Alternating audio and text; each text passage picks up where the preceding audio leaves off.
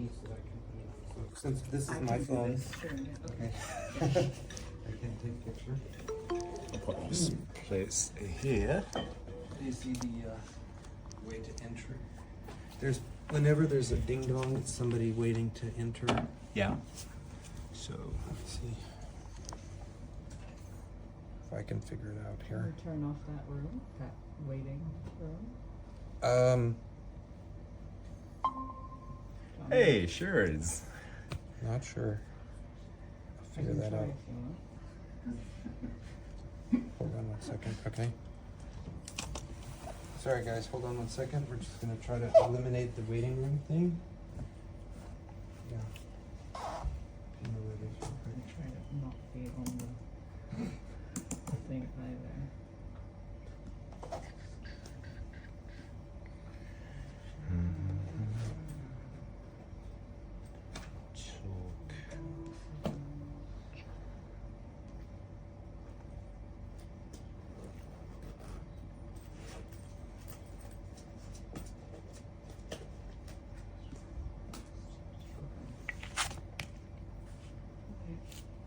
Should be fine.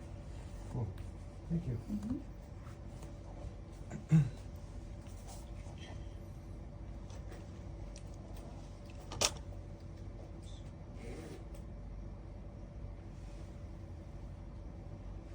Hi. Hold on a second. This thing's. Oh.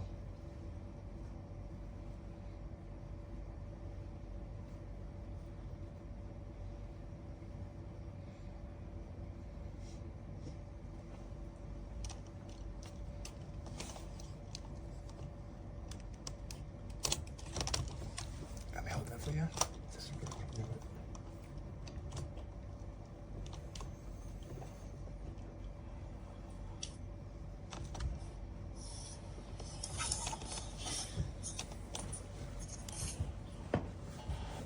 Okay, so everyone who's joining online, if you could please mute your microphones. And everyone who's joining from here, welcome. So I'd like to introduce Adam Wang. So did I pronounce it right? Yes. All right, good, I got it.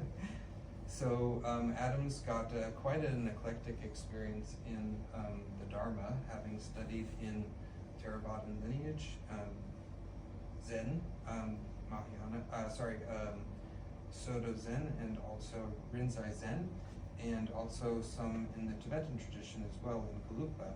So Adam's been coming around here and joining the group here in Bangkok for, I don't know, a few years now? 3.5 years. 3.5 years, okay. So Adam was also recently a translator for visiting Tibetan Lama who was coming through Bangkok. And so I invited him to give a talk here today. So we're going to hear a talk on the 4 foundations of mindfulness. So thank you. And 4 thoughts that turn the mind. 4 thoughts. Oh, sorry. Turn the mind, yes. 4 thoughts, not the 4. 4 foundations. Different 4. Different 4. Yeah, a lot of 4s. All right. So hello, everybody. Right. So before I begin anything, I would like to say a quick little prayer. It's you can say it with me. Say if you're Buddhist. The first one is going to be the refuge prayer, according to the Tibetan tradition. Then we say a prayer on bodhicitta. Bodhicitta means awakening mind, but really it means compassion and loving kindness, right? Spreading all around. So I'm gonna say the words. You might have a different version, different, the same prayer but with different wording, right? So I take refuge in the Buddha, in the Dharma, and the Sangha from now until enlightenment. By the merit of practicing the 6 paramitas, may I become a Buddha to benefit all beings. And may all beings have happiness and the causes of happiness. May all beings be free from suffering and the causes of suffering. May all beings rejoice in the well-being of others. May all beings abide in equanimity, free from attachment and aversion. Now let's just close our eyes a little while. I know we've just come from a very long sitting. We must be tired. But let's do a bit of meditation and let's meditate on loving kindness. So what I what I would like to do is usually remove the hand and have the focus in your chest area, in your heart, your literal heart, physical heart, right? And have this warmth towards, first of all, towards yourself, then other people, right? Let's sit for a while.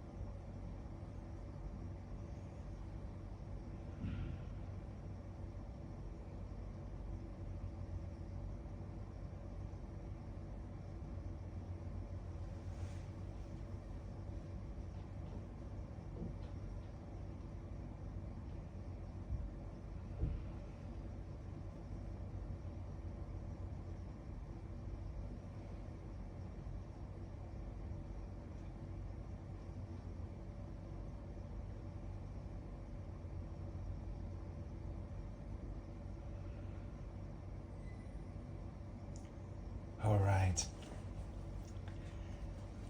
Thank you.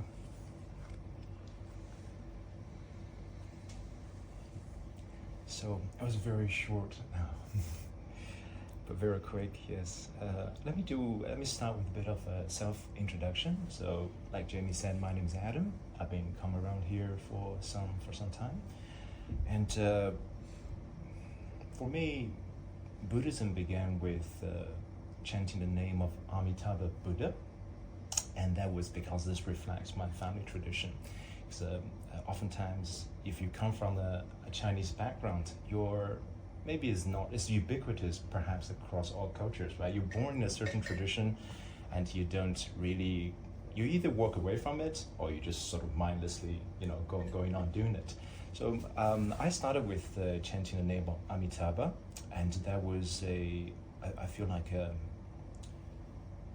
very privileged entry point to Buddhism in a way, because we have a saying that you can't get too close to the Pure Land school of Buddhism without getting some Zen mixed in, right? Because historically these traditions are very interlinked. So I think around about the age of 15, and I began to have a daily practice, and that is chanting the name of Amitabha. Some of you might be familiar with it, or some of you might be something you've never heard of. So when I began college, of course, I began to ask myself, are there more aspects to Buddhism?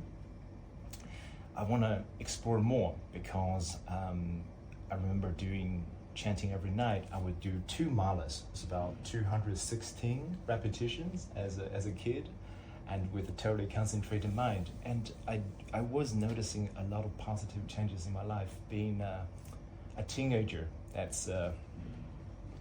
being a teenager is almost like you're on a steroid automatically, right? All the teenage angst.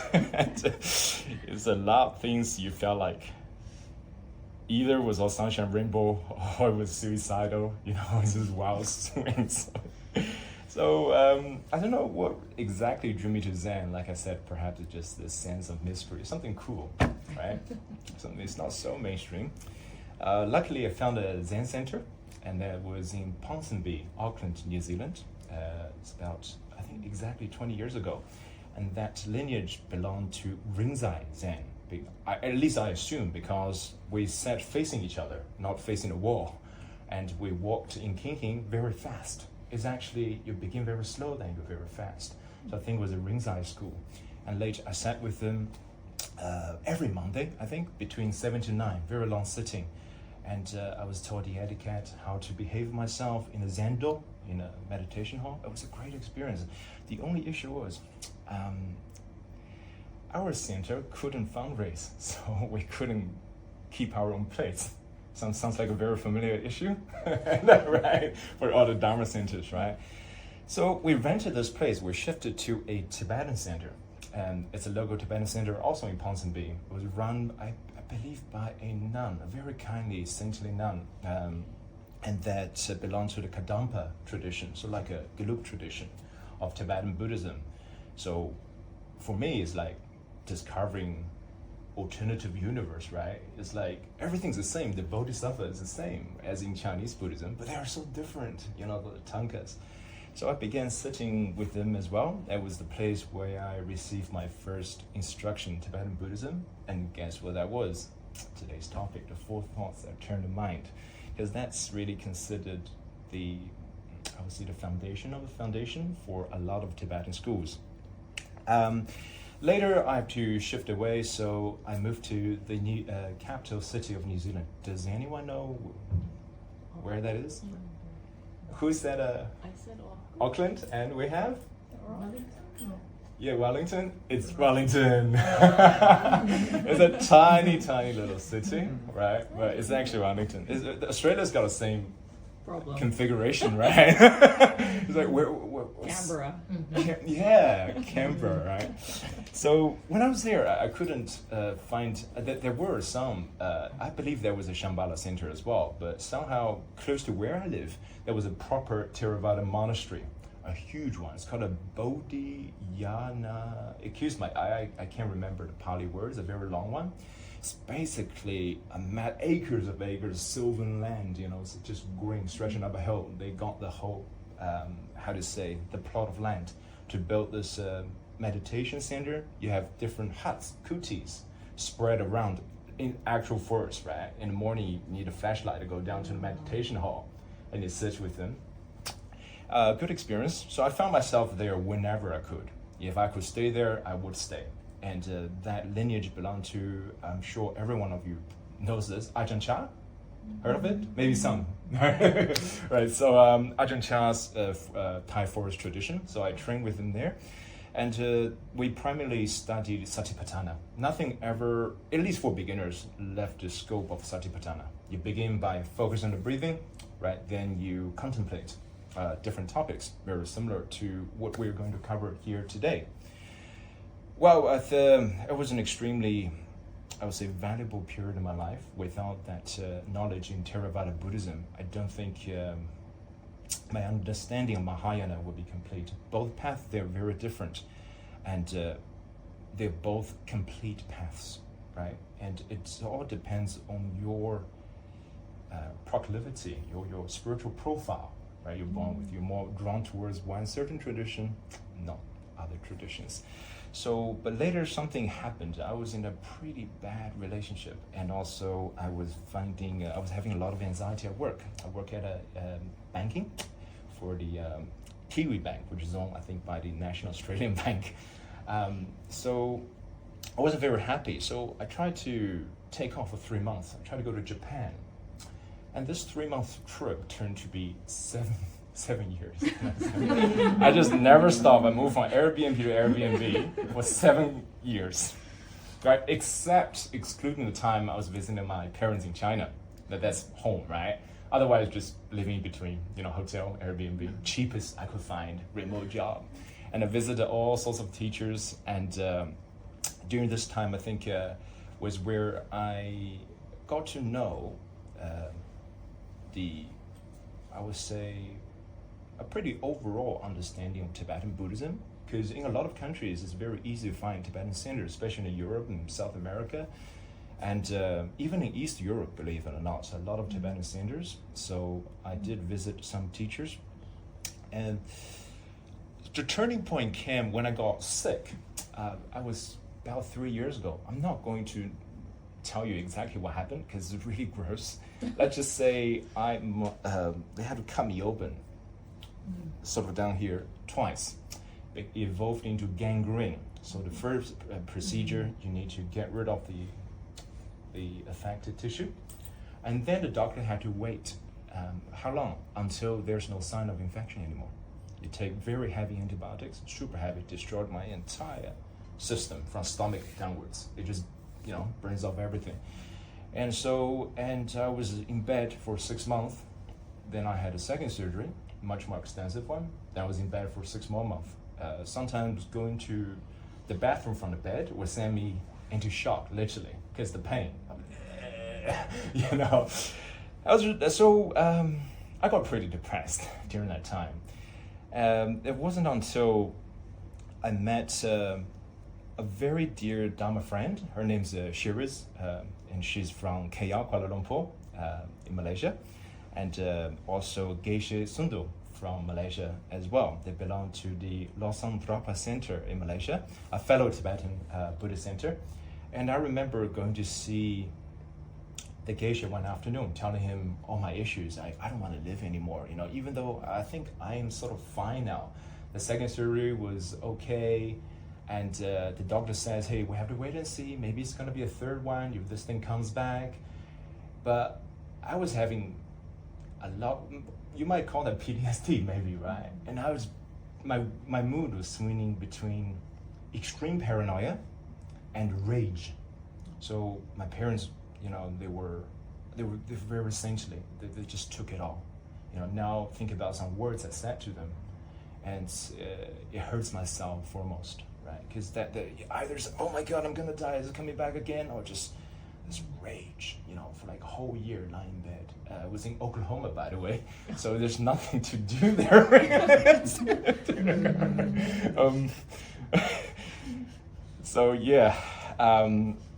That afternoon, I went to see Geshe Sundu. He said he basically just repeated the 4 thoughts using his own words. He said, hey, think about it. It doesn't matter how unlivable your current life is. Right now, you should think about it. Still a lot of things that's worth living for. And everyone goes through these sufferings one way or another. A lot of people have it way worse than you. So Geshe went through the 4 thoughts, which I haven't even introduced. The 4 thoughts had been with me up to that point for 18 years as a stable practice, but it never really hit the mark. It's like you said a refuge prayer, right? Buddham, Saranam, Gacchami, maybe in Pali, right? It becomes so formulaic, and it's not doing what's intended to do. That afternoon, though, it really hit a mark. I listened to the whole thing, and I remember on the way home to where I was living in Petaling Jaya. It's like a pretty, it's outside of, not too far from Tibetan Center, but outside of KL.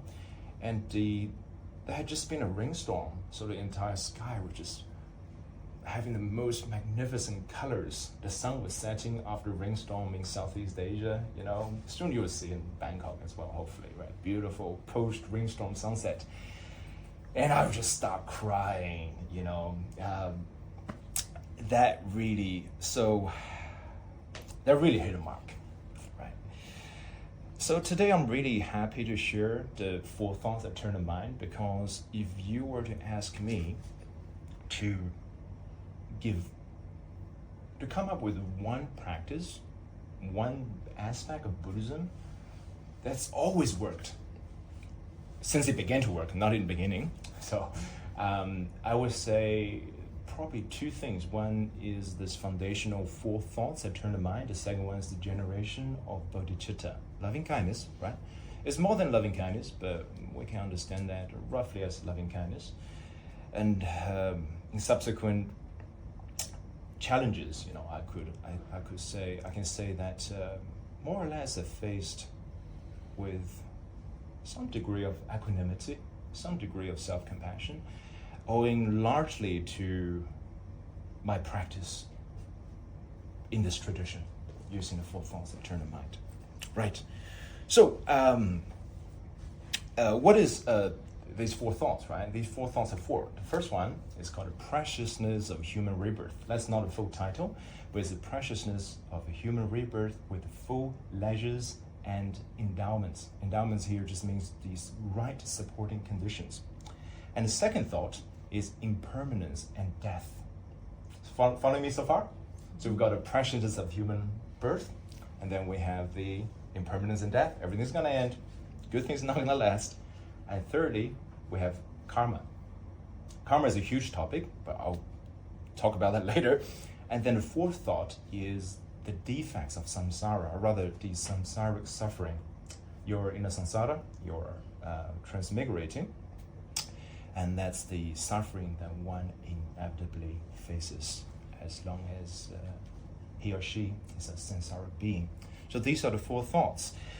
It forms a part of Lamrim Chenmo, the graduated path, based on Artisha's, I think it's called the Lamp on the Path to Enlightenment, which forms a central, you can say, is the central system of the entire Gelug teaching, right? You approach any Gelug tradition teaching, of course it's extremely wide, but this Lamrim, the graduated path, is a central path.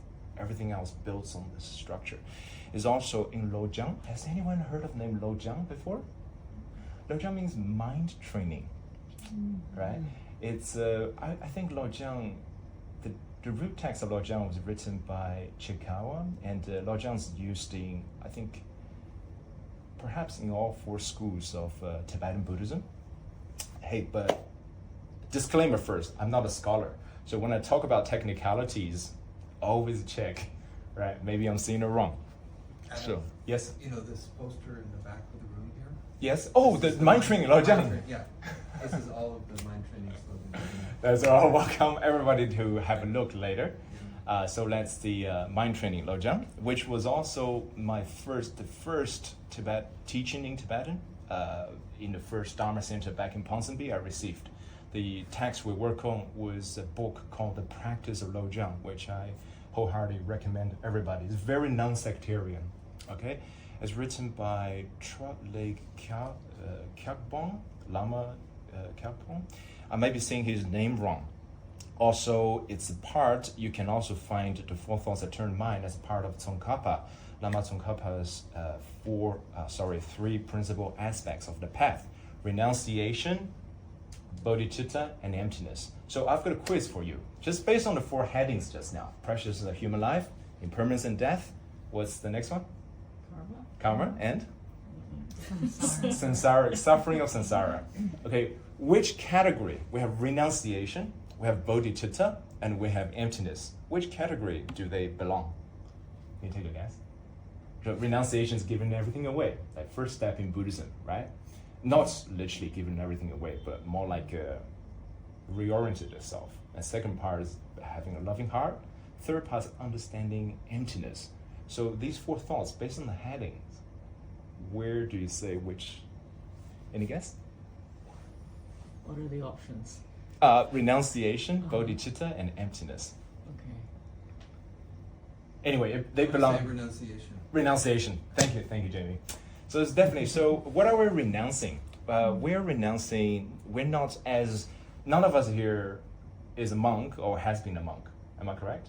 So it's not expected for us to say, literally, give up the world, right? The one who follows me and looks back is not fit to my disciple. It's not that kind of biblical attitude, but it's more like turning your mind away from your regular worldly, I don't want to use the word obsession, but it's more like your daily concerns.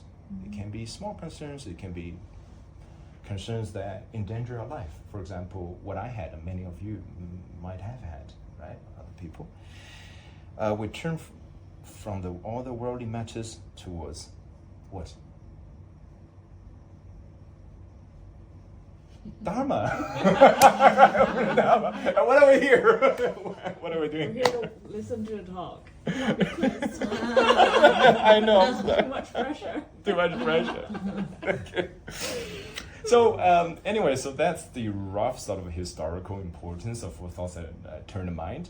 If you're into Tibetan Buddhism, very colloquial, if you're into it, and eventually you're going to do a lot of advanced practices if you stick with it long enough. And it doesn't matter what practice you do. Guess what? The first thing after you say the refuge, you contemplate on the four thoughts, right? They're very foundational, very beginner friendly, but at the same time they're very important. Patrul Rinpoche, who is a Lama that I respect greatly, a historical Lama from Dzogchen Monastery, Dzogchen Gompa, all the way in Kham in Tibet. It was said even when he had composed this book called The Words of My Perfect Teacher, which is one of the most foundational texts in whole Tibetan Buddhism. So he's a proper master, okay, the master of master. He comes out with a curriculum, right? If he goes to a sermon, a local teaching, and he hears this beginner information being taught, like precious of human life, it never failed to move him. He would still just tear up and cry. And some people say that's a sign of a mature practitioner, right? So even though they're so basic, but they're not to be overlooked. And so, yeah. Let's get on with it. All right. The context in which we practice the four thoughts that turn the mind is called analytical meditation. Has anyone heard of this term before? So more on that later. So what I'm trying to tell you is today we're learning a meditation method that's not strictly based on one-pointed concentration. It's not about shamatha, relaxing your body. It's not about focusing on your breath or just simply watching your mind, right? It's not about that. Rather, it's actually about using language. I think with Buddhists, we have this phobia, don't we? We're like really afraid of thoughts. And right, it's like a general idea. If you sit there doing meditation, you got to concentrate. Your thoughts come into your mind. Oh, I lost it again. Right? We're very afraid. We want to suppress thoughts, even though we've been maybe told a million times. Hey, like Jamie was saying in the beginning, the attention you place on breathing needs to be very light, very gentle, right? Still, like I've been practicing sitting for 20 years. Like sometimes I lose it, I start daydreaming. Last night I was sitting there meditating. Suddenly I started thinking about scenes from Breaking Bad for like no reason. And it went on, just played. And it still frustrates me in 20 years, but that's okay. So we've got that covered. We're going to learn to use words. It's not words, but language, discursive thinking. Right? Deduction, is that the right word? Logical deduction, based on A you get B, or something A is B. Is that right? Okay. So let's begin with our first thought. A precious human birth. I should have quizzed you guys. What is the first thought? Okay. So the traditional metaphor spoken by the Buddha, it's a fairly well-known one, but maybe you're not too familiar with it. It involves a blind sea turtle. Anyone knows it? Has anyone heard the metaphor? Okay, so imagine this. It's going to be good. There's an ancient giant sea turtle that roams around like SpongeBob, bottom of the sea. It's blind, right? So poor turtle, right? So just like, it still needs to come up to take a breath once in a while. So he does it once every 1,000 years. So 1,000 years pass, it goes from the random place, from the bottom of the ocean, goes up, and it goes back, start roaming around for 1,000 years, okay? And that's it. Then you also imagine there's a yoke. Yoke is the thing that you put on cattle, like cows' heads, to put two of them together. It's like a piece of wood. And that just happens, that particular yoke, it's got a hold on it, the size of the turtle's head. And it was floating on the ocean randomly. I don't know for how long, hundreds of years, thousands of years. And what's the probability on that one day the turtle comes out to take his breath and his head goes right through that hole? Pretty low, right? So this is the traditional metaphor used to emphasize the preciousness of human rebirth. It's extremely rare. In traditional Buddhist cosmology, you can call that, you have the 6 realms. You have the Deva realm, the God realm, Ashura realm, you have the human realm next, right? The animal realm, and then you have the Preta, the hungry ghosts, then you have the hell realm, right? So the human birth is said to be the most special, the most rare. And why is that? It's because it is said that only a human being can become a Buddha. So would you like to? I think somebody I think needs someone to get left. in again. Okay, so it is said only a human being can become a Buddha. Exactly why is that? It is explained this way. Imagine if you were a god. However you want to imagine, being a god feels like. A deva, right? The shining one in Sanskrit, right? Your lifespan is, I don't know, million, trillion, gazillion years long, and you suffer very, very little discomfort. Every day is music. Every day is a sensual pleasure. Every day is fine food. Very, very little problem in your life. Okay? So you become so distracted. You don't really think about, hey, is this thing gonna end one day? And when it ends, when my life ends, where am I going? They don't bother asking that because there's so little suffering, so little dukkha, so little pain, right? And whereas, let's go to the other extreme. Say you're somehow suffering hell, or maybe you're an animal. Do you even possess the intellect to comprehend Dharma? Very unlikely. In hell, you probably be tortured, however hell is described, right? And as an animal, you probably lack the basic capacity, the basic aptitude to understand Dharma. So it is said only a human can become a Buddha. If a Deva wants to become a Buddha, he has to be reincarnated as a human and try his best to get it within one lifetime. So that's why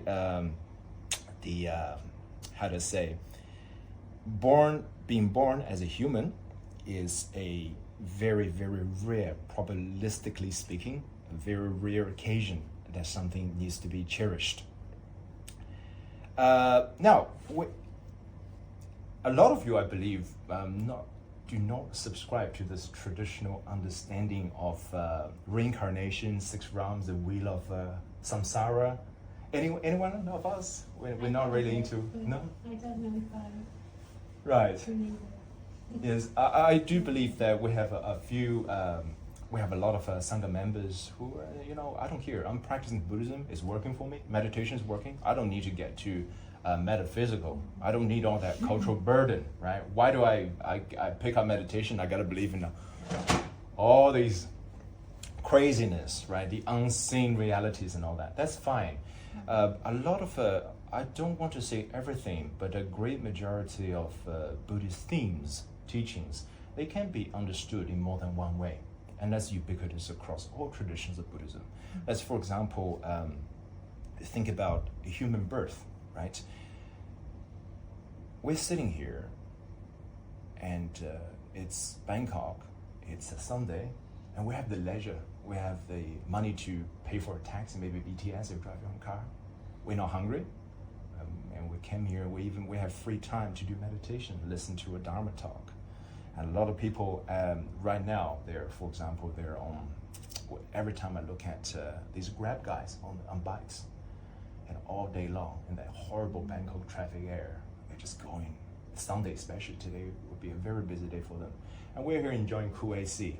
So this is the so-called a metaphorical understanding of preciousness of human life. We don't need to invoke, say, the God realms, the Ashura realms. Just look around this environment. As a lot of people are suffering like hell beings.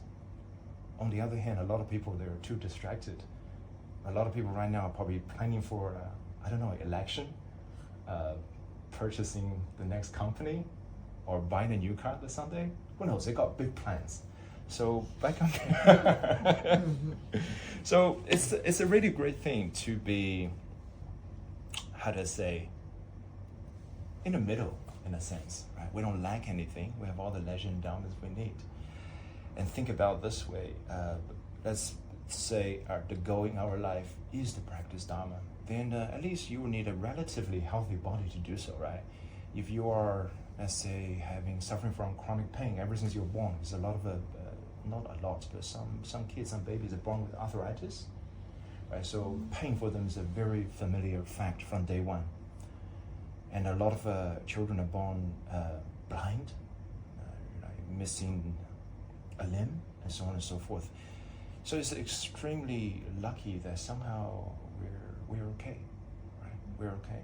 We don't have a lot of duties. If you were, say, a king of a nation and there is a war going on, say the situation going on right now, your decision can affect the lives of millions of people. And how would you have the leisure to say, hey, I'm gonna do some meditation before I decide whether to press the button or not? It's not very likely. Right? Theoretically, you can do that, but it's not very likely. So, this is so-called the everyday psychological understanding of the first thought. So, what are we trying to do here, really? We're after emotional response from contemplating about our life. When you study meditation, you can think about, as I do, as a traditional Buddhist, you can think about the 6 realms. You can also think about the preciousness of your own personal life right now. Right? Living in Bangkok, attending this talk. Later, I don't know what plans you have. I'm sure you're not gonna go hungry. I'm not sure. I'm sure you're not gonna just be exhausted and fall down because there's no water, you're dehydrated. That's happening to a lot of people, even today. But we're fine. So this is the first exercise. Later, when we practice meditation, when we put these 4 thoughts into practice, we will do that. So for now, just remember the first thought is aimed to create within you a sense of gratitude. Yeah, thank you. So gratitude is really the key word. All right, let's move on to the next part. Now I've got to quiz you. What's the second topic, guys? You talk so much, we forgot. You got pressure. Impermanence and death. Yes, that's my favorite. No. So, like a lot of things in Buddhism, I would actually say it's 100% the case, right? You have this gratitude built up, hopefully, inside of you after some contemplation. And then you don't stay there too long. There's a dose of ultra-realism coming at you right now. Face the truth. This is what I feel like Buddhism's characteristic in a way, right? So it's always about something positive. All right, I got determination, go. Then you go like, hey. Gotta be realistic. So here comes impermanence. Impermanence itself is a huge topic. And of course, I'm not qualified to say it. I remember Ajahn Chah, right? Ajahn Chah's favorite meditation was, maybe one of his favorite meditations was impermanence. He gave a teaching on a lot of meditation methods, but he has this predilection, he has this preference. He says, if you understand impermanence, you understand the entirety of Buddha Dharma. That's it. That's the entry point and that's the end. So I think he's talking about impermanence not merely about its gross manifestation. Right here, when we dig a little bit deeper, impermanence means the constant flux of your thoughts of emotion, and death means the dissolution of a phenomena, a mental phenomena.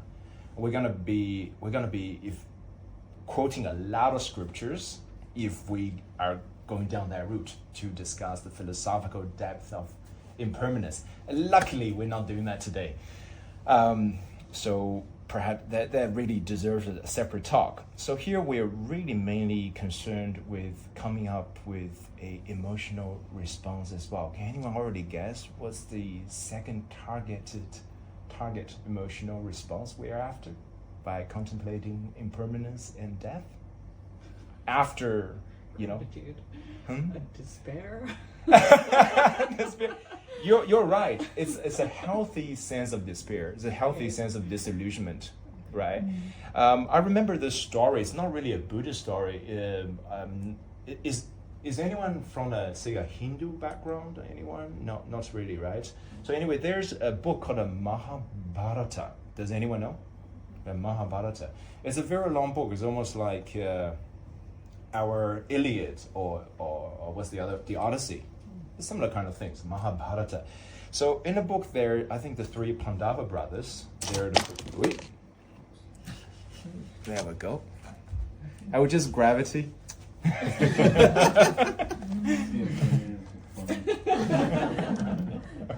So what was that? It was the death of the phone. Impermanence, guys. With Impermanence. its placement, they're recording. Luckily, it's still alive. Yeah. Anyway, so we're really talking about what we're talking about. Impermanence. I know, but which part? The Hindu book. The Hindu book, thank you. So the three Pandava brothers, they're the protagonists, right? They're supposed to win, the heroes. Anyway, I think Bhima was there, maybe with four of them. They met death. Just like in Harry Potter, remember? It's a very sort of archetypal scene. A bunch of friends, of brothers meet death. And you get a riddle. Like Sphinx is really another version of this archetypal story. So they meet death, and death asks them all sorts of questions. The three brothers, except I think who was it? Yudhishthira is the oldest Pandava brother. Except him, everyone else fell asleep, as good as dead, because they failed to answer the riddle. So he was asked this riddle, like, what's the most wonderful thing in the world? And he said, everybody sees death every day, especially that time in India, you can imagine. Everybody sees death every day, but nobody believes that he's gonna die. It's really profound. You think about it, we all know, like intellectually, oh yeah, well, of course, yeah, good time won't last forever, you know, right? My parents are getting old, and my grandparents are all dead, almost. And I know, intellectually speaking, one day I'll be like them and die. I'll get sick, I'll get ill, but do you actually believe it? Yes. Think about it. We do believe it, but on a very emotional level, right? It's right here. And the thing is, we don't know when it's going to happen. It could be this afternoon. I'm not trying to be morbid here, but statistically speaking, anything is possible. Do we really have that certainty, right? It's hard. I mean, it's hard. It's almost like this, I will use this Hindu idea of Maya, as this Mahamaya. Even though the facts are right there, you just can't, accept it. You gotta go by your own narrative, your own interpretation of world. And this death doesn't have to be your personal biological death. Think about things you take for granted, like the house you own, or a happy state of mind. You're in love, you go to Vegas, right? For the first time, you press on random button slot machines, you win big. And then you're half drunk, you just spread everything on the blackjack table and somehow you win. Then you see the most beautiful woman or handsome man you ever seen in your life, your heart throbs, and you never forget, oh my God, this is great. You don't want this to end, do you? If it all ends, it really feels like death, from that kind of height to here, right? So this is the impermanence, and the way we practice it are two. The first is, as we have already said, where we gain this familiarity with this conviction. Hopefully, it's a conviction from the heart. Hey, the things are always changing. Good to bad, bad to good, and what is good and what is bad anyway, right?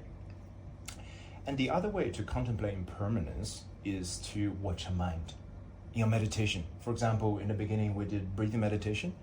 And I'll tell you this, like, I might be wrong, but the point of breathing meditation is not for you to follow the breath. I can tell you that's impossible. Perhaps you're a very advanced yogi in the state of samadhi. That's a different matter. I'm speaking about everyday practitioners. It's impossible. The point of breathing meditation is for you to realize there's nothing I can do about this mind.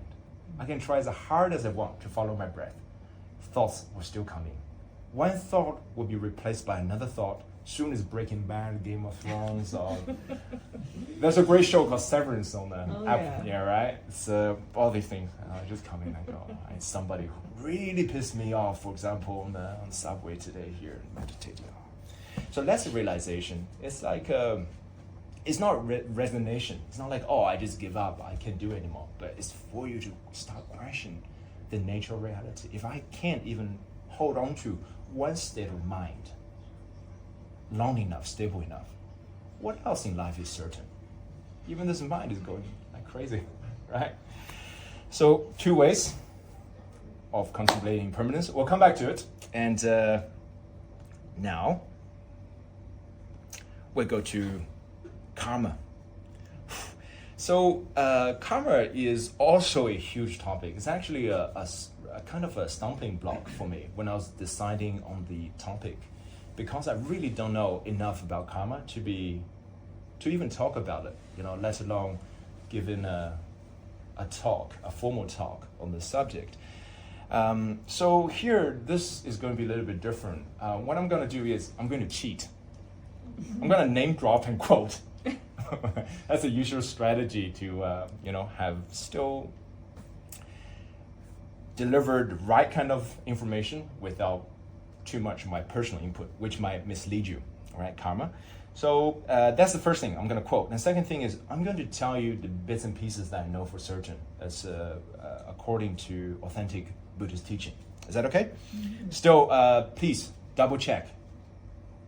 Anything you feel, that sounds a bit weird, please, Wikipedia, right? Or something like that. So, karma is, in Buddhism, is very, very different from how it is presented in other Dharmic paths. For example, in Vedanta, in Kashmir Shaivism, in Sikhism, or all these Jainism. The Buddha's idea of karma is very, very different. And first of all, it has to be based on intention. Your intention is the key. So if you just mindlessly do something, you accidentally, for example, you walk on a bridge and that's a really bad one. Let me give you another one. Scratching your head. Okay, scratching your head. Okay. Does it create good karma or bad karma? That's my quiz. Depends what your intention is. Mm-hmm. Yeah, but what about a mindless moment? I'm not even itching. I just, as a habit, something like this. Is it good karma or bad karma, guys? It's neutral karma. Exactly, it's neutral karma. So first, it does not have strong intentionality behind it. It does not. And second, it does not produce any consequence. What does this do? Not good or not bad, right? Unless there's a sniper who is working with someone else and the signals, for you to scratch your head, and he mistakes you for his partner and he shoots somebody. Well, still, that is not. I've been watching a lot of the TV. Yes.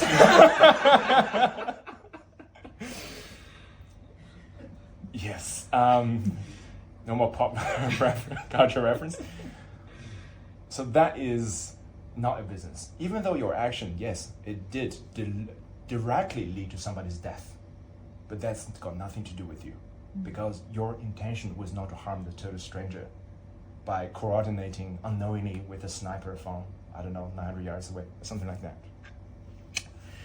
And the second thing about karma is we can't avoid, it cannot be very simplistic as what goes around comes around, right? Was that a John Lennon song or something? Like karma, right? Mm-hmm. Right? If we understand like that, then it becomes very problematic. Mm-hmm. And I'll explain that. If I don't, please remind me. I'll explain that why we do need a bit of technical knowledge about karma. So here I'm going to read you in Buddha's own words, karma. This is from the Samyutta Nikaya, so it's one of the 4 Nikayas from the Pali Canon. And what, bhikkhus, is owed karma? Kamma is a Pali word for karma, just different pronunciation. If you hear me saying kamma, it's just karma, okay? It means action in Sanskrit, literally means action. The I is old kamma, to be seen as generated and fashioned by volition. Volition, intentionality, same thing, right? As something to be felt. The year is old kamma. The mind is old kamma, to be seen as generated and fashioned by volition, as something to be felt. This is called old kamma. And what, bhikkhus, is new kamma? Whatever action one does now by body, speech, or mind, this is called new kamma. So the idea is whatever we're born with, perhaps is we're talking about the body, perhaps we're talking about the family in which we're born, perhaps we're talking about the country, the time, right? You don't want to be born in say, it's very sad, you don't want to be born in a lot of places in the world, even right now, right? Would you want to be in, say, the Middle East, certain places in the Middle East, right? So that's old karma. That's determined by what you did in previous life. Virtuous, compassionate deeds often give you higher rebirth as a human or as a god, perhaps. And these done out of selfish interest, like, for example, out of a state of hatred, state of greed, state of hurting other people in order to benefit myself, these generate bad karma. You might be born, say, in physical difficulty or in a war zone, right? But this is not deterministic. This is not, we're not espousing a fatalism here. Right? Because if you take this into old karma theory, into its logical extreme, you can see there's no free will. Well, every single thought is produced by a prior condition, so on and so forth. You go all the way back to the Big Bang, if you believe it, then there's nothing that is free. We're all just mechanical structures. We think we're free, but everything's conditioned by the previous cause. Ad infinitum, is that a right word? Yes. Just goes back and back and back. So that's not what Buddha teaches. The Buddha tells you there is free will. At least on a conventional level, there is free will. Whatever action you do right now with your body, speech, and mind, that creates new karma. And it goes on from Anguttara Nikaya, a woman or a man, a householder, or one gone forth, should often reflect thus: I'm the owner of my karma, the heir of my karma. I have karma as my origin, karma as my relative, karma as my resort. I will be the heir of whatever karma, good or bad, that I do. It is very fatalistic that way, going back. Past and present, where is past? Everybody knows past is, left-hand side, future is right-hand side, right? The scale. Just picture that. So going left, that's old karma. It is deterministic in a sense. I already have, I'm not suddenly gonna grow a lot taller and be a fantastic boxer or something. It's just not possible. My body's not made to carry out such a role in this life. That's the old karma. But whatever you do, given your limited conditions, that's up to you, and that will change the condition within this life or next life. Now, again, say that you go, hey, I don't believe in this reincarnation stuff. I don't. What about what's past life, what's future life, right? So we don't talk about that. We talk about the karma that we observe in daily life. Do we observe karma in daily life, guys? In my case, I see it all the time. Right? If I'm sometimes when I'm very angry, I've got a bad, right? I'm in a bad mood, and I go outside. It's like the whole world just turned against me. Even a taxi driver is rude. Perhaps this guy's face is so ugly. He's in such a unconsciously. Even though I'm trying my best to mask my anger, and I'm being extra polite because I know today's gonna be a difficult day. Right? I'm angry, and I go outside. Oh, thank you. It's like, and people can still read you. Sort of, there's this energy, this vibe that's not right. That in a sense is karma, really. But all right. So we might. I don't know about you guys, but I often ask this question. Do you ask the question that if karma can be changed? Has that ever crossed your mind, anyone? Yeah. Yeah? Karma can be changed? Do you believe karma can be changed? Bad karma can be changed? Or good karma can be created? Yeah? Would you, yeah? And, okay. I was going to ask a question, but I'll save that for a little bit later. Now, in this contemplation, again, like I said, if you really go deep into karma, you gotta talk about pratyasamuppada, dependent origination, that contain 12 links. And these 12 links, basically, every school had a say on how to interpret the 12 links. And my favorite one is by Nagarjuna's categorization. You have 3 categories. The first category, you have the cause of something. Like I already explained, if an action done out of a state of craving, clinging, strong confusion, ignorance, right, that will form this samskara in your mind, this impression, and that is your karma. And then later, when you acquire this body, you're likely to repeat these actions in order to avoid certain types of suffering and to acquire certain kind of pleasure. But hey, we're definitely not going there. I just want to introduce to you the best way to change your karma right now, which is really the point of this exercise. We're now taking this karma topic apart, where we're having this, again, an emotional response. And what can anyone guess? What is this emotional response we're after? Hope? Yeah, hope is one. I will also say hope towards the future and equanimity towards the past. Right? We know we have the ability to create new karma, but if it's old karma, it's very unlikely we can do much about it. However, even though karma in Buddhism is always individual, you do not suffer other people's karma. But karma has a collective nature that other people, just by merely being with you in your life, right, they will affect how and when your karma, old karma, manifests now. Let me read this to you. This is literally the best way to change karma according to Buddha's own words, right? I believe this is from the Anguttara Nikaya as well. Now, a trifling evil deed done by what sort of individual takes him to hell? There is the case where a certain individual is undeveloped in contemplating the body, undeveloped in virtue, undeveloped in mind, undeveloped in discernment, restricted, small-hearted, dwelling with the suffering. A trifling evil deed done by this sort of individual takes him to hell. Now, a trifling evil deed done by what sort of individual is experienced in the here and now, and for the most part, barely appears for one moment. There's a case where a certain individual is developed in contemplating the body, developing virtue, developing mind, developing discernment, unrestricted, large-hearted, dwelling with the immeasurable. A trifling evil deed done by this sort of individual is experienced in the here and now, and for the most part, barely appears for a moment. The Buddha later actually used a very befitting metaphor. If you drop some salt into a cup of water, it's going to become very salty, right? Let's say a whole lump of it. But the same amount you chuck into the Ganges River, think about the ocean, it's not going to do anything. So we can guess which cup of water refers to the person with a small, constricted heart that's undeveloped in meditation and is of mean spirit. And that person, even doing something small, something very like killing an insect, might take him to hell. Whereas for someone who is well developed, the same evil deed is not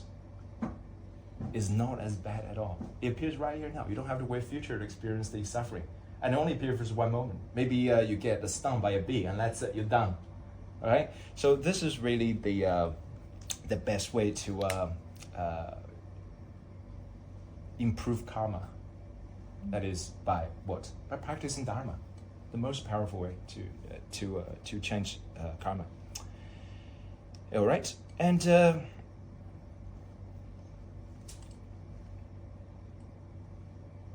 so like I said, the emotional response we're after here is a sense of gravity strikes again.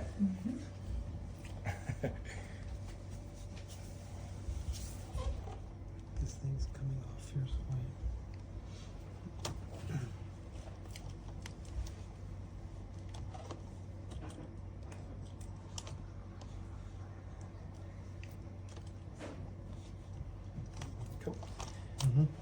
So,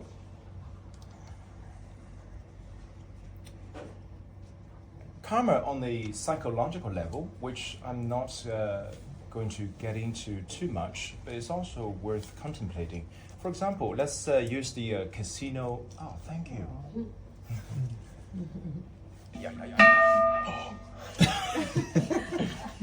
We have this slapstick situation going on. I fall, this thing tumble. Seriously. All right. It may happen again. This thing seems to be broken. You know what? You want to use this one? My one? You can just switch to my one. Yes. Let's go. I'll put my one just down here. Oh, yeah, okay. So, this is getting into sort of a Yogacara territory, which is very psychologically oriented school within Mahayana Buddhism, right?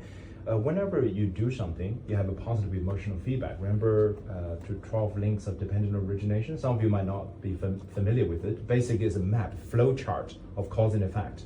So after contact, you have a feeling, and this feeling creates, for example, clinging, craving, so on and so forth. So here, whenever you do something, it has a neutral, a positive, or a negative impression. It plants a seed, a bija, in your, it's called a latent impression, in your storehouse consciousness, which is called alaya vijnana. If you have you heard of the term before? Alaya vijnana. It's also called the eighth consciousness. Sounds very mysterious, but because it is. So I'll give you an example. Why is this relevant? Let's use a casino example again, right? So this guy goes to a casino. He's never gone there before. Now he wins the whole world. He wins everything. Luck is with him. Lady Luck is with him. He wins a sweetheart as well, or she, right? So all these spinning wheels and the smell, maybe cigarette smoke, alcohol, liquor, food, and the noise of the slot machine, and the lighting, and the perhaps the forced smile of the doorman, all these, they create impression in mind. Right? If these conditions, they do not align again, for example, you can never go near a casino again. Right? It's highly unlikely that you become a gambler. However, if situations, let's say your boss asks you to do an expo in Vegas, and you go to Vegas, the original intention is not to gamble, but you remember how you won last time, the smell of popcorn and the wine of a martini, of there's a smudge on the blackjack table, all these fine moments, they are impressions, and they're ripening. You're more likely, let's say, to repeat the same pattern. And then you lose everything, and you find yourself living in a camper van somewhere because you don't eat camper, and then you lose the whole family. I'm just joking. It's too dramatic, but you get what I mean, right? It's a self-reinforcing. It's a cycle, Breaking right? Bad. Breaking. Exactly. So let's go to the last one. Last one is I'm not going to torture you anymore, so I'm going to basically tell you. I'm sure you forgot what the fourth contemplation was. The suffering of samsara. Actually, last Monday, I was at a Banlari, and I listened to an Ajahn from the Theravada tradition talk about this metaphor. He says, in order to chop a tree down, you need 3 factors going for you. The ground must be stable and level, preferably. And you need to have some power in your body, right, for this strength and power for this chopping. And the axe needs to be sharp. It is said the ground is morality, sila, and your bodily strength, that's your meditation, that's samadhi, and then the axe itself is panya, or in Sanskrit prajna, right? So, but he didn't specify in that talk what that tree was, right? But I understood the tree as this ego self. Okay, so the idea is that so long that you have an ego self, you're doing things for yourself, for your own interest. You want to avoid as much suffering as possible and acquire as much pleasure as possible. As long as that self is there, you'll be stuck in samsara. the highest you can go is to become some kind of formless god in a formless realm. You're enjoying great pleasure for eons. I'm talking about trillion, billion years. Maybe even, it is said, even when the universe dissolves, certain realms, if you're higher up enough, your realm is not destroyed by the destruction of the universe. That's how long your life is, right? But even as such a godly being, literally a god, right? It is said that before, when you're approaching the end of your lifespan, you'll become very weak. You start to lose your power, your splendor, and you become very smelly. The other gods might shun you. They don't want to go near you. And this procedure is not a quick one. Not like a human, I get sick and I die, you know. But some battle chronic diseases for a very long time, but typically it's very short relative to our whole span of our life. But as a god, because the lifespan is so long, the suffering is also so long. And because of your spiritual powers, oftentimes this god can see, where am I going next? Because, oh wow, like I've exhausted all my good karma, all the good punya, the merit in the past, it's all gone. And now next life, I'm gonna suffer as, I don't know, like a hell being, an animal, a guy that's born in abject poverty, right? With in some terrible places. And he will see, he will know where he's going next. But there's nothing. If I want to change, it's too late. I should have spent all my time, eons of time practicing, but I'm not. It's about sensual pleasure, right? So there we go. You, even as a god, you'll suffer tremendously. And it's often said that the lower you go, like hell realm, animal realm, ashura, human, humans in the middle, but the nature, and also ashura as well, sorry, I get it back, it's more like hungry ghosts and hell being. The nature of suffering is mostly physical. Strong craving. Oh, of course it's psychological as well, but it's driven by a physical need. I don't want to suffer, I don't want pain anymore in hell. I want to drink, I want to eat, but I can't. The strong physical craving defines the nature of the lower realm suffering. Whereas if you go very high up, it's all about psychological. Right? Again, like I said, you don't have to understand, involve reincarnation, a metaphysical view of reincarnation to understand this. We're going to think about the invisible class, the secret billion or trillionaires that are influencing global politics, right? And some of them are born extremely healthy, they're finely educated, they can even be very virtuous, right? But that does not mean that they won't suffer. As a matter of fact, they might suffer much more than we do. Right? I personally know some people like that, and that is crazy to think that doing a bad investment can drive someone close to suicide. It's actually a pretty common theme, having grown up, you know, with a certain type of people.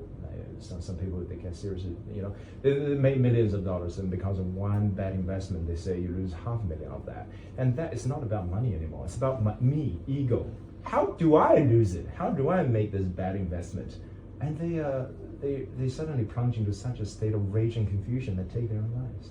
And to think about the Great Depression, when was the Great Depression? 29, right? 29. During that, how many entrepreneurs shot themselves? These otherwise pretty sane. And they didn't even invent a lot of drugs back then, right? They just had alcohol to drink. So otherwise their mind is pretty sane and healthy. But just like that, a very rich, powerful man, and you can still find yourself in a very hellish place in life. So it's about like a suffering of in the mind. Cool. So here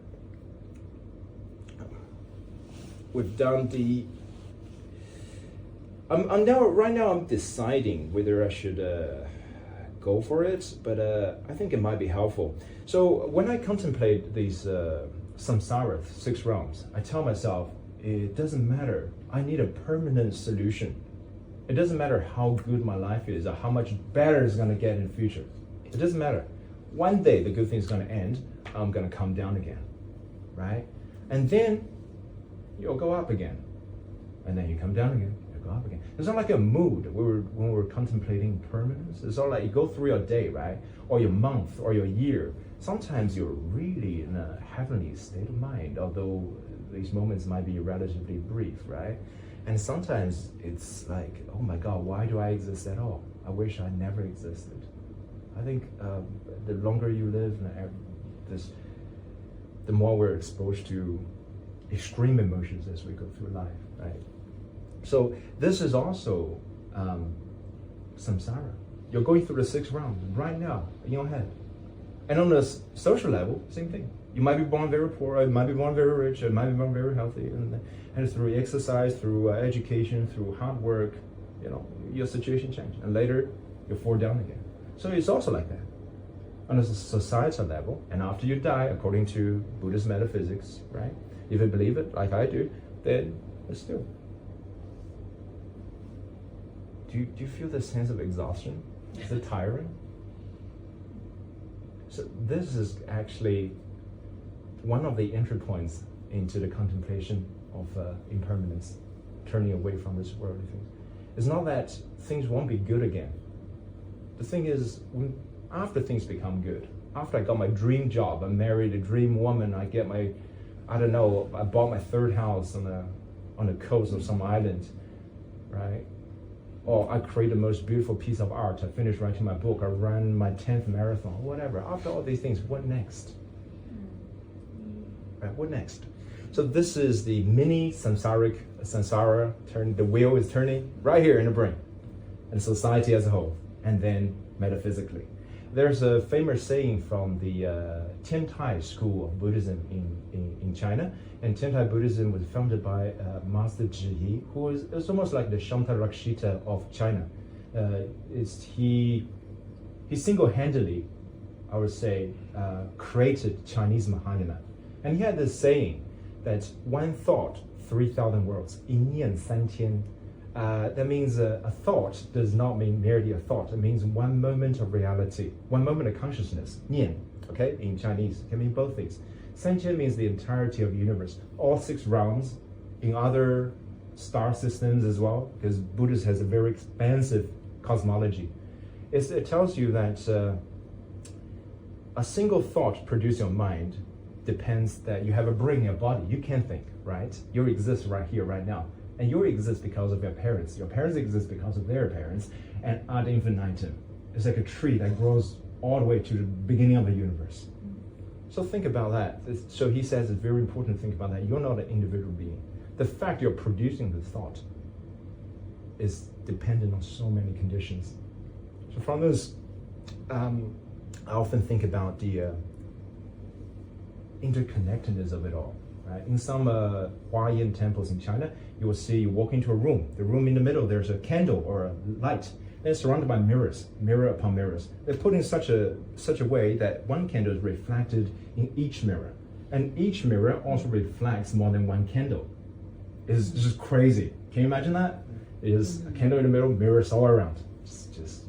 So that's telling you that you as an individual contains the entire reality. So is anyone else, right? Here ends the talk on 4 thoughts that turn the mind. And to finish it off, I want to introduce very briefly the art of analytical meditation. Like I already saying that in Buddhism, I feel like, especially the modern recension of Buddhism, we are overemphasizing on, say, the concentration type of meditation, especially for beginners. If you go to a lot of Zen centers or Theravada places, the first thing you do is how to concentrate. It is definitely very, very valuable, but I think we're really overlooking the tradition of analytical meditation. Okay, even in Pali Sutta, in Pali Canon, it is said to attain the first jnana. There are 4 jnanic stages, right? You can go jnana for insight meditation. Everybody's heard of insight meditation, right? And to access the first level of concentration, you have to rely on thoughts. You can't just turn your mind off, right? Let me read you just one thing. Here, Brahman secluded from sensual pleasures, secluded from unwholesome states, as a bhikkhu enters and dwells in the first jnana, which consists of rapture and pleasure, born of seclusion, accompanied by thought and examination. With the subsiding of thought and examination, he enters and dwells in the second jnana. Right? The word here is vitaka and vichara, which means initially applied thought, and you keep that thought there. There's some argument there. Some teachers say, hey, you don't really need discursive thinking in order to think. But in my tradition, no, you should think. Why not? Like the 4 thoughts that turn the mind as a way to prepare for your formal meditation session or as a standalone practice. Before you do whatever you do, you may be doing breathing meditation, or maybe you're very advanced doing your Dzogchen or Mahamudra, whatever, I don't know, deity yoga. You can always include this as part of, after you sit down, before you calm yourself down sufficiently, you go through the 4 thoughts. Cool? And that also it can be used as a direct, as a standalone practice that leads to higher levels of concentration. But having said that, I have to admit, because you have to let go of the thought according to the scripture when you enter higher level of concentration. So eventually, yes, you got to let go of thinking. That's not wrong. What I'm saying is we Buddhists should not have this phobia, right, of thinking. Thinking is not wrong if it's used constructively. It will not create proliferation of thoughts. If you're thinking the right way, thoughts should subdue naturally. There's nothing to think about anymore if you're doing it right. Okay, just read one more thing, and from our very famous, from our Mahayana tradition, from the Sandhi Nimachana Sutra, a Yogacara classic. When I think this question was asked by Bodhisattva Maitreya to Bhagavan, our Buddha, and it says, what is vipassana? What is shamatha? Right, basically. So he says this: thorough differentiation, thorough investigation, thorough analysis, forbearance, interest, discrimination, view, and investigation of objects that are known with respect to images that are the focus of such samadhi is vipassana. Sanskrit for vipassana, vipassana. That's how bodhisattvas become skilled in vipassana. Again, it says you should think. You should reflect on the teaching. Actively, you draw examples from your own life. Think in a constructive way. Do not shun thinking. Yes, it is possible. Some people, they don't know anything. Have you heard the story of the 6th patriarch of Zen Buddhism, Huineng? It was said that he was an illiterate boy. He just wants to study Dharma. And he comes from a very poor village. He goes to a very famous, celebrated teacher. He goes, I want to study Dharma. And the teacher goes like, look at you. Do you even know how to read? And what do you want to study Dharma for? What do I want to study Dharma for? I want to be a Buddha, of course. And teacher started laughing. You want to be a Buddha now, do you? So, but he was serious. He was just hell-bent on becoming Buddha in one lifetime, just like Milarepa in a Tibetan tradition. And the teacher wouldn't teach him. He was doing chores in the temple. One day, he heard a phrase from the Diamond Sutra being recited. It says, how do I translate this? The mind ought not to abide anywhere. What does that even mean to most of us? Probably very, very little. If you had some meditation experience, it might mean a lot to you. But to that little, little boy, a young boy, with no education, doing his kitchen chores, whatever, heard once and he became enlightened. That's possible. You don't need to go through all the intense philosophical investigation, forethoughts. You can also use analytical meditation on emptiness, personhood, right? You can do all this, but I mean, you can bypass all this because you've got a karma, you got an aptitude, you got capacity. Just sometimes you hear the sound of a bell is said. Some certain famous Japanese Zen master, they became enlightened that way. It's called unfettered mind, using Taekwondo Soho's words, right? So to end this, there are 3, when we practice Buddhism, there are 3 very important aspects. There's learning, and there's reflection, and there's practice.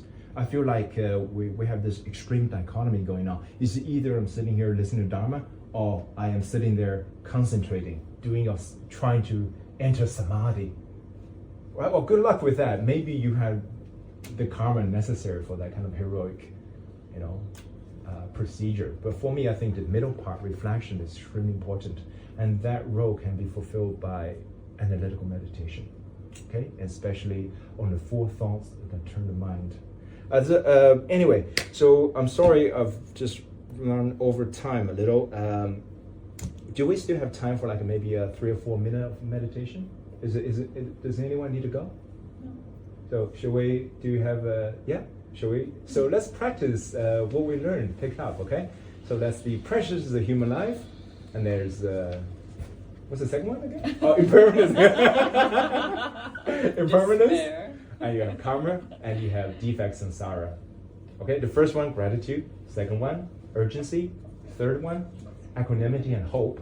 Fourth one, I gotta get out of here for some long-lasting happiness. Is that okay?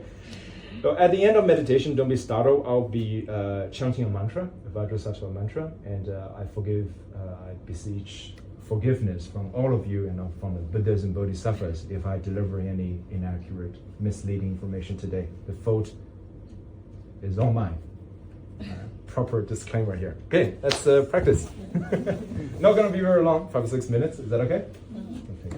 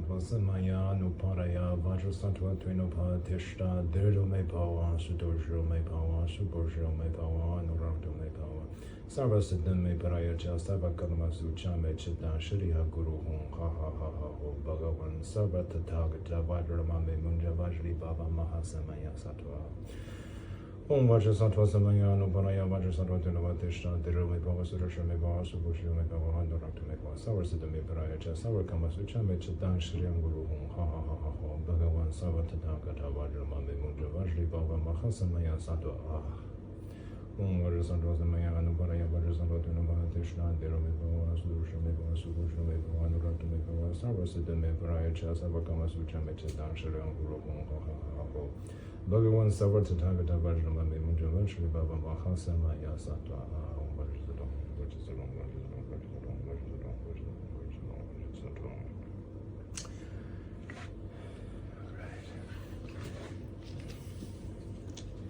Right, let's do a brief dedication prayer according to the Shambhala lineage. Can we pass out a book to everyone? And on which page is it? Last page. It's on the last page, of course, it's on the last page, right?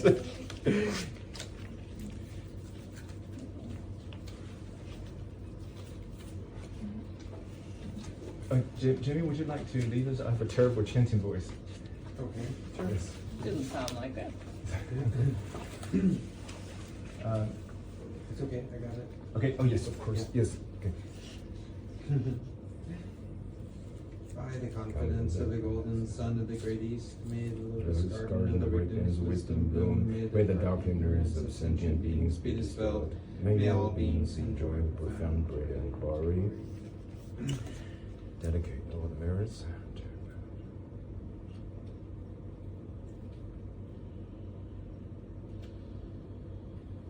All right, thank you all very much for coming today. Thank you so much for the Thank support. you.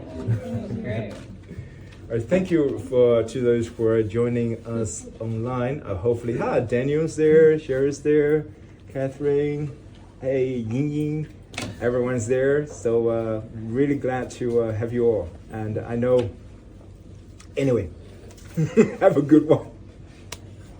So should I head up here? Yep. Okay. And you can remind them about the donation. There's a link on the, I think it's on the event page. All right. On the send a donation. My friends, on the event page, there is a little link, right, through which you can make a donation to Shambhala Center, Bangkok. And we've been meditating, running this organization here for many years, and right now, some financial help can be really helpful for us, right? So thank you very much for any amount of contribution, and see you again.